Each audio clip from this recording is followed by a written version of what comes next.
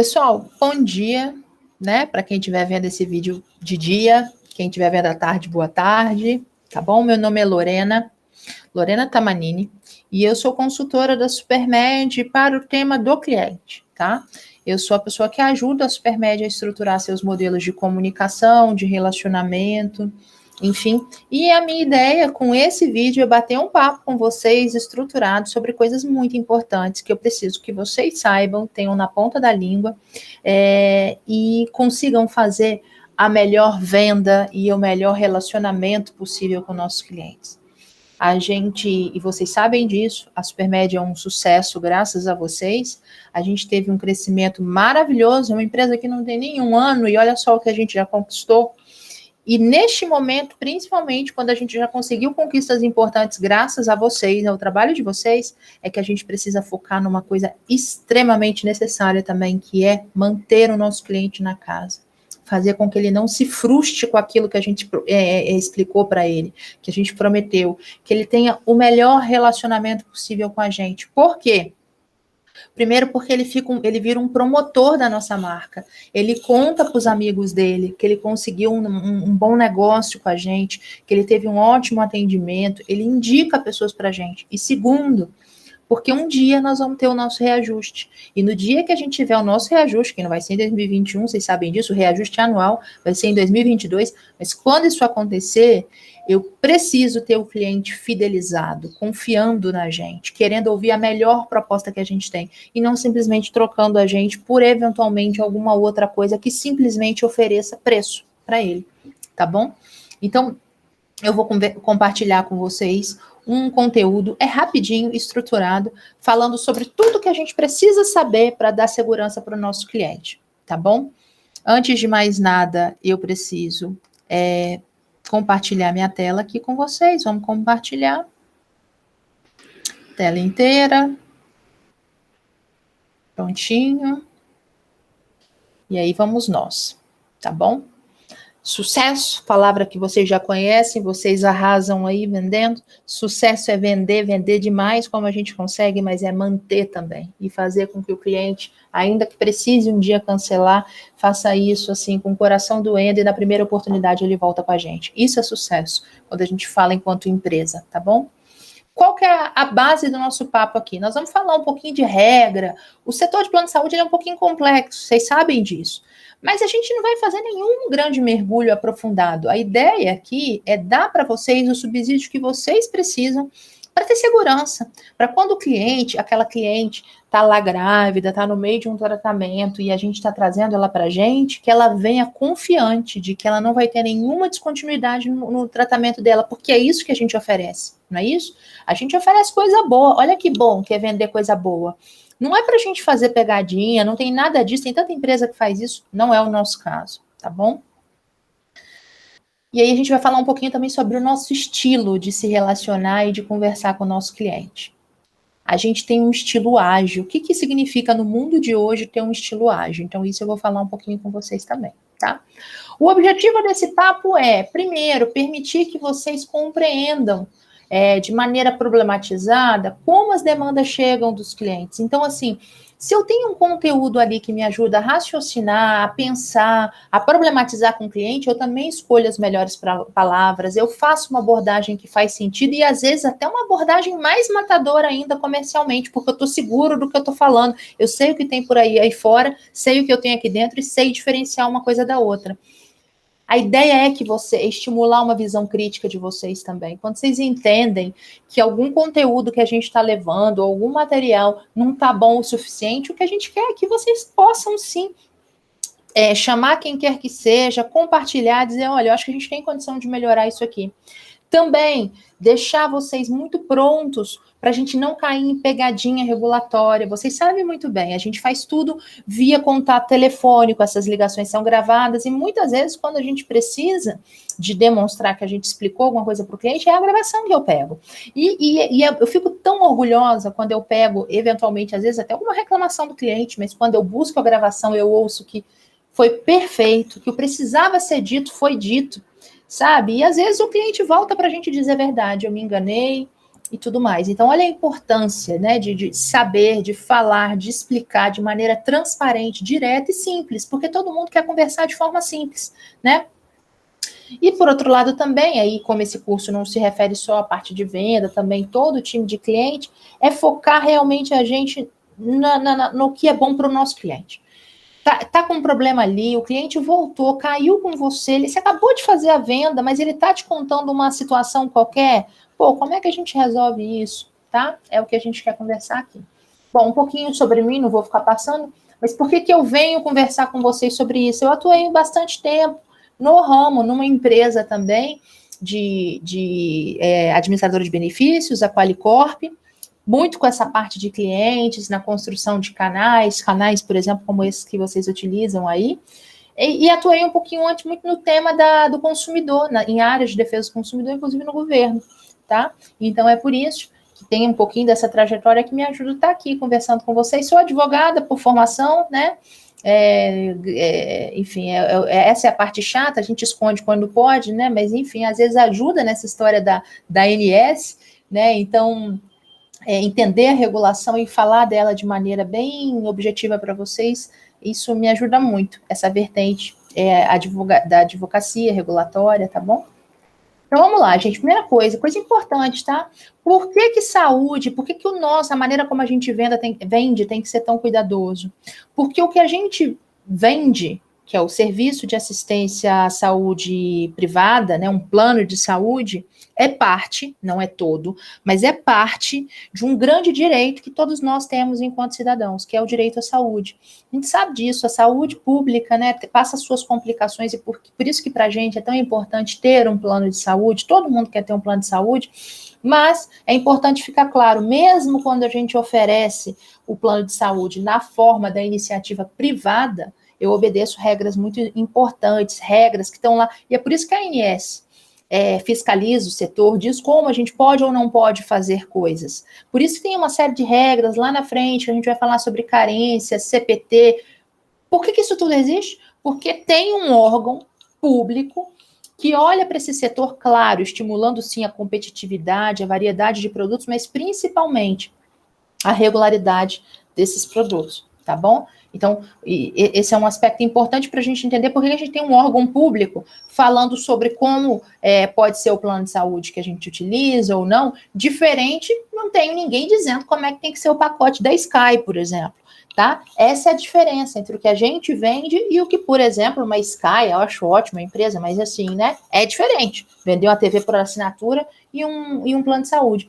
Principalmente, né, gente, quando eu ofereço plano de saúde para alguém que já tem um plano de saúde, que já está seguro em algum lugar. Quer dizer, qual é a preocupação que esse cliente tem? E vocês têm que sempre se colocar nesse lugar desse cliente. Meu Deus do céu, se eu fizer esse movimento, se eu precisar do plano, poxa, tá no meio de uma pandemia, se um parente meu precisar de uma internação, um dependente meu, será que eu vou ter problema? Essa é a angústia do cliente com quem vocês falam. E quando vocês falam com eles, vocês precisam ter isso em mente, tá bom? O que é a ANS? A gente fala da ANS, muitos de vocês talvez já conheçam, outros não. A ANS é a Agência Nacional de Saúde Suplementar. É quem diz o que pode e o que não pode fazer no setor dos planos de saúde. Toda administradora, operadora tem que estar registrada na ANS, tá bom? E ela põe lá uma série de normas e regras que fala como podem ou não podem ser os produtos, o que a gente obrigatoriamente tem que observar, tá? Entre os papéis da ANS está regular essa assistência de como é oferecido o plano de saúde, do ponto de vista de cobertura, rede, condições contratuais, como é que mede a qualidade desses produtos. Estabelecer regra de sustentabilidade financeira, gente, para a gente não correr o risco de ter um monte de operadora abrindo e amanhã quebrando. Imagina, se eu tenho uma operadora que conquista aí uma grande carteira de clientes e daqui a pouco quebra, né? O que acontece com essas pessoas que estão, por exemplo, no meio de um tratamento? Por isso que a ANS existe. Ela institui regras para fiscalizar, e aqui tem um ponto que a gente tem que prestar muito atenção. Quando a gente ouve essa palavrinha fiscalizar, imediatamente eu quero que vocês pensem numa coisa chamada NIP. Nós vamos falar da NIP lá na frente. NIP nada mais é do que o consumidor usa, às vezes, para reclamar da gente dentro da ANS. E a importância da NIP é que, às vezes, ela pode resultar, sim, num processo fiscalizatório que traz uma grande dor de cabeça para a gente. É dinheiro pesado em multas, tá? Então, e muitas vezes é importante vocês saberem, boa parte do motivo pelos quais os clientes vão à agência falar de NIP tem a ver com, adivinhem, carência CPT. Gravem isso, tá? Enfim, tem outros aspectos também. O SUS, quando você tem um plano de saúde, você usa a rede SUS, é a ANS que vai lá, olha para a operadora do plano e diz, olha, passa esse dinheiro, porque o SUS aqui ele já é custeado por outras verbas, enfim. Então, todo esse processo é uma grande agência, ela fica no Rio de Janeiro, enfim. E é muito importante que a gente saiba dessa atuação da Agência Nacional de Saúde Suplementar, tá bom? Nós não vamos ficar lendo um monte de lei, nada disso, mas só para vocês terem uma ideia. Se a gente for falar de leis que podem se aplicar para a gente tem uma lei geral lá de 1998 que fala dos planos de saúde. Muita coisa sobre o que a gente conta para o nosso cliente, carência, CPT, o prazo da cobertura parcial temporária de 2 anos, os modelos de planos que são oferecidos, nasceu lá com essa lei, tá bom? É uma lei grande que fala sobre toda essa estruturação do setor. Mas tem uma outra lei de antes dela, que muitos de vocês talvez não leram, mas já ouviram falar, que é a Lei 8.078, nasceu lá em 1990, logo depois ali do processo de democratização, que é o Código de Defesa do Consumidor. Ele é muito importante para a gente, não todo, tem vários artigos, mas tem um aspecto que guarda toda a relação com o processo de venda, e eu vou falar um pouquinho dele para vocês, tá bom? E também a gente tem a Lei 9.961, de 2000, que criou a ANS, que fala dessas atribuições que eu acabei de falar para vocês. Tá bom? Bom, vamos lá. Agora do Código de Defesa do Consumidor, que é o que eu falei para vocês. O código, gente, ele é uma lei que se traduz aí num livrinho, em vários lugares a gente vai e tem, mas tem coisas ali que não precisa nem de você ler para você saber que estariam escritas ali. Vocês imaginam, por exemplo, que quando eu estou falando do meu direito de consumidor, seria razoável dizer que a lei exige que o fornecedor me conte a verdade? Seria razoável a gente pensar que essa lei diria assim, ixi, não pode só dizer a verdade. O fornecedor tem que tomar todo o cuidado de que aquele consumidor com quem ele está conversando não tem toda a profundidade sobre um determinado produto ou serviço. Melhor exemplo que esse, nossos planos de saúde são complexos. Nem todo mundo tem obrigação de saber de tudo que a gente acaba sabendo quando a gente vai vender esse produto. Então, eu tenho que ter um cuidado com esse cliente. Quando eu falo para ele que ele tem, não tem CPT, o que é, eu tenho que saber o que é CPT. Se ele me perguntar o que é CPT, eu tenho que entender o que é e por que ela existe. Porque se eu tenho a capacidade de dizer isso, a gente entende porque em alguns casos necessariamente vai ter CPT e outros não, tá? Então esse é um aspecto importante. Outra coisa muito legal que o código tem é o seguinte, o código ele preza, ele busca que empresas e clientes se resolvam. Olha que coisa maravilhosa. Ele não fala que vamos todo mundo para a justiça, guerrear lá dentro, indenização. Por que eu estou falando isso? Porque muitas vezes a discussão dos direitos do consumidor são resumidas a essas discussões judiciais. Não, o código fala assim, olha, não tem ninguém melhor para resolver um problema do que a própria empresa, no seu canal com o cliente. Agora, para isso, né, gente, a gente precisa, número 1, ter o conhecimento sobre aquilo que é o que nós estamos conversando agora. E número 2, humildade, né, para ouvir o nosso cliente, para se colocar no lugar dele, para entender exatamente a dor e a angústia que está consumindo ele naquele momento, quando ele está comprando e quando ele está falando logo depois da contratação, tá? E aí tem um aspecto muito legal, que é o seguinte, quanto mais claro, quanto mais intuitivo, quanto mais desenhado é a informação que eu passo para o cliente, primeiro, mais ele confia em mim. Segundo, mais rápido ele vai fechar uma venda. Terceiro, menos problema ele vai ter depois, por não ter entendido uma regra. Vocês já viram aquela situação em que a gente sabe que está certo, mas o cliente sente que tem um problema? Isso aí nasce exclusivamente em razão de uma coisa que é a falta de confiança. E o que a gente está falando aqui é que a nossa atuação tem que gerar confiança, tá bom? Tem um artigo do código, tem vários, tá? Mas tem um do código que eu adoro trazer para vocês entenderem a profundidade disso que eu estou dizendo. Ele diz assim, ó, os contratos que regulam as relações de consumo não obrigarão consumidores, se não lhes for dada a oportunidade de tomar conhecimento prévio do seu conteúdo, ou se os respectivos instrumentos forem redigidos de modo a dificultar a compreensão, sentido e alcance. Percebam que quando ele fala aqui, ele fala em compreensão, ele não fala em conhecimento. O que esse artigo está dizendo é o seguinte: não adianta nada eu botar um documento de 32 folhas na mão do cliente, cheio de palavra difícil, e dizer para ele que eu dei chance dele entender o que é importante. Não adianta nada.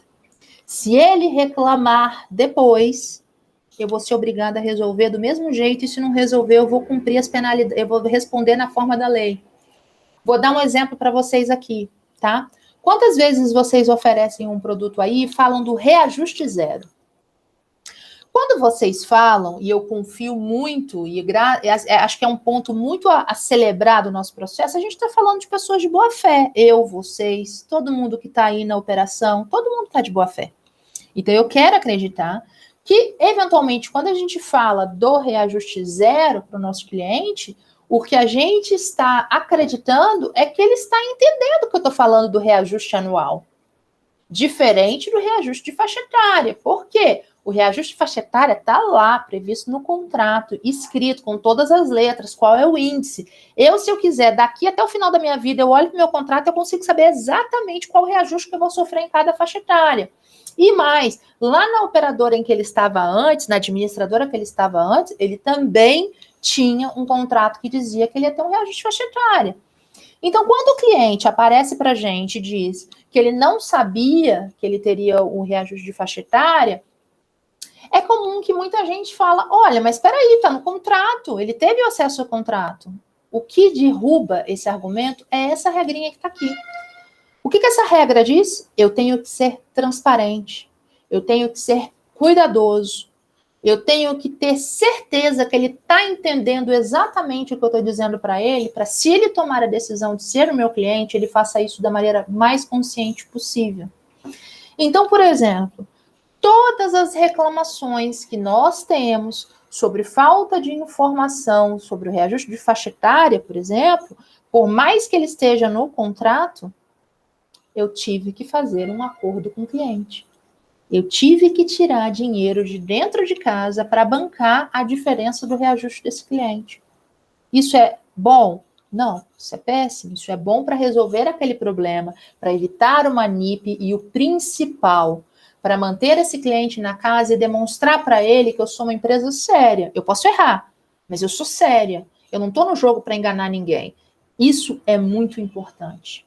Eu quero que vocês saibam que quando vocês operam, vocês têm que ser leves na abordagem, vocês têm que ter uma conversa envolvente com o cliente, mas uma coisa tem que ficar muito claro: nós somos uma empresa séria. A gente nasceu para durar 100 anos, para crescer muito, para vender muito, para ser a maior deste país naquilo que a gente faz. E alguém duvida que a gente vai ser? Olha só quanto a gente já vendeu. Agora, a gente só consegue chegar a esse tipo de alcance, de patamar, se a gente for uma empresa séria, se a gente tiver capacidade de traduzir confiança para quem a gente está falando. Vocês são consumidores, vocês sabem disso do que eu estou dizendo. Como é ruim quando a gente contrata uma coisa e depois sente que, fui enganado, ou, poxa vida, realmente, eu não entendi muito bem, mas custava a pessoa ter me orientado melhor? Pois bem, então é disso que a gente está falando aqui, confiança. Transparência, informação clara, confiança, tá bom? Aí já vamos bem para uma parte muito específica, tá? Do código, que é o seguinte. Hoje, vocês, não sei se vocês sabem, para eu oferecer um plano de saúde para vender como uma operadora e depois uma administradora para ter o produto, necessariamente ele vai ser dividido por 3 aspectos. O primeiro, a modalidade da contratação, 2, a abrangência geográfica e 3, a cobertura, a segmentação do plano, né? Então, vamos lá. Modalidade de contratação, gente, é o tipo de contrato que eu ofereço para aquele produto. A gente tem o individual e o familiar. Ninguém acha mais esse plano para comprar. Por que ninguém acha mais? Por que o individual é tão raro e faz com que o nosso plano seja tão atrativo para o cliente? Porque o plano individual, quem determina o reajuste dele é a própria ANS. Esse reajuste tende a ser mais baixo. E lógico que para nós que vendemos o plano, ter um plano com um reajuste menor é maravilhoso. Eu vendo mais, eu garanto o cliente mais tempo mais na casa, mas tem uma preocupação em relação aos planos de saúde, que é o custo das operadoras para fazer a manutenção daquele serviço, daquela rede, etc. Uma coisa importante, né, gente? A nossa população está ficando cada vez mais velha, não é? As pessoas estão vivendo mais, claro que muitos de maneira mais saudáveis, mas algumas doenças também têm nos acometido mais e elas representam um custo crescente, tá? É importante vocês terem uma visão dessa conjuntura. Plano individual familiar é assim. Você não depende de ter nenhum CNPJ ou de fazer parte de nenhuma entidade. Quase você não encontra para contratar mais, né? O coletivo empresarial é aquele quando você trabalha em algum lugar e aí o seu empregador oferece, ou de repente você mesmo tem uma empresinha e aí você tem ali 3, 4 empregados, ou às vezes nem isso, às vezes você é o dono da empresa, você tem um plano de saúde porque você colocou seu filho, sua esposa, enfim. Você pode ter um plano coletivo empresarial, é o PME, né? E, enfim, precisa de um CNPJ, e o adesão, que é o nosso, é o jogo que a gente joga e está jogando aí brilhantemente, né? Que é o seguinte, ele é um plano empresarial, assim, né? Ele está vinculado a um CNPJ, mas são de pessoas que não estão debaixo do guarda-chuva de uma empresa, mas de uma entidade, né? Que traz grupos de afinidade. A gente pode ter entidades que a gente chama de fechadas, tipo, por exemplo, vou dar um exemplo para vocês, a OAB, por exemplo, né? A OAB, o CRM, agora vocês estão com os contabilistas, né? Então você tem um grupo que é o seguinte, é extremamente restrito. Ele tem que ser naquela condição para participar. Você tem outras entidades que são mais abertas, mais abrangentes, né? Que são as entidades de estudantes, ou a própria dos profissionais liberais, tá bom? Então, importa para a gente é isso aqui, ó. O coletivo por adesão é o nosso jogo, mas não é um único produto que existe, né? Existem outros aí, o individual, muito mais caro, tá? Tem pouco para encontrar e é muito mais caro, né? Enfim.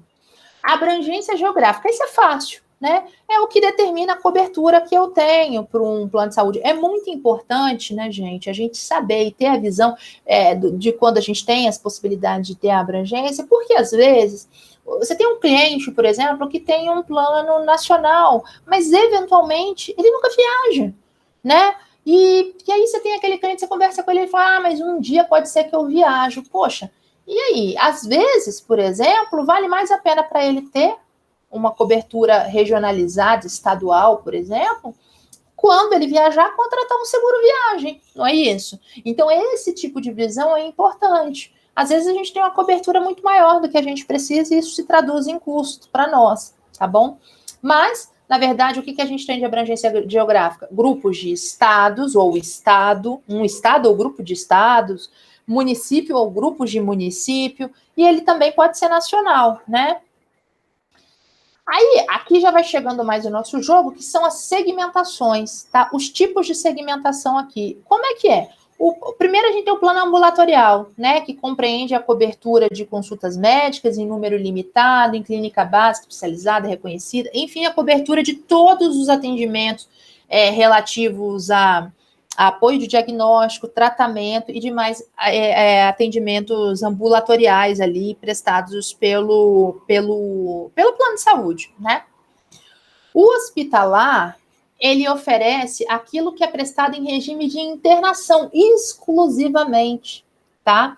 Então, aqui, ele não vai dizer qual é o prazo que você tem, mas faz de conta. Acho que a gente nem trabalha com esse produto, né, gente? O importante aqui é vocês saberem que ele existe. Então, o ambulatorial é tudo aquilo que acontece ali na linha de ambulatório, etc. E o hospitalar é o que eu trabalho do ponto de vista de internação e tudo mais.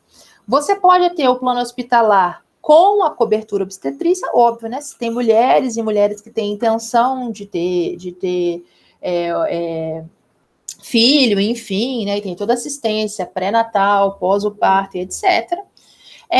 A gente tem o plano referência, né? A Agência Nacional de Saúde, ela determina que toda operadora tem que ter um plano ali, que é o plano referência, né? Que possui a cobertura tanto a médico hospitalar, ambulatorial, todo completinho ali.